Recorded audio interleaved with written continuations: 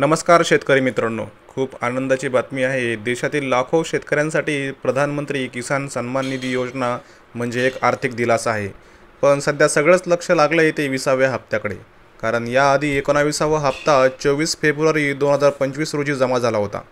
त्यातून तब्बल 22,000 कोटींचा लाभ 9.8 कोटी शेतकऱ्यांना मिळाला। त्यामध्ये 2.41 कोटी महिला शेतकरी होत्या। त्यामुळे आता पुढचा हप्ता म्हणजे जून 2025 मध्ये मिळेल अशी शक्यताही वर्तवली जात आहे। पण त्यासाठी एक अत्यंत महत्त्वाची गोष्ट लक्षात घ्या। मागील हप्त्यांचा जर विचार केला तर सरकार दर 4 महिन्यांनी हप्ता जमा करते।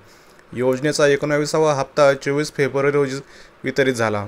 त्यानुसार 20वा हप्ता जून 2025 मध्ये शेतकऱ्यांच्या खात्यात येण्याची शक्यता आहे। याबाबत सरकारने अद्याप अधिकृत तारीख जाहीर केलेली नाही, पण लवकरच याबाबत घोषणा होण्याची अपेक्षा आहे। त्यासाठी शेतकऱ्यांनी लवकर ई-KYC प्रक्रिया पूर्ण करणं अत्यावश्यक आहे। त्यासाठी pmkisan.government.in या पोर्टलवर जाऊन ई-KYC या पर्यायावर क्लिक करून आधार व मोबाईल क्रमांक टाकावा लागतो।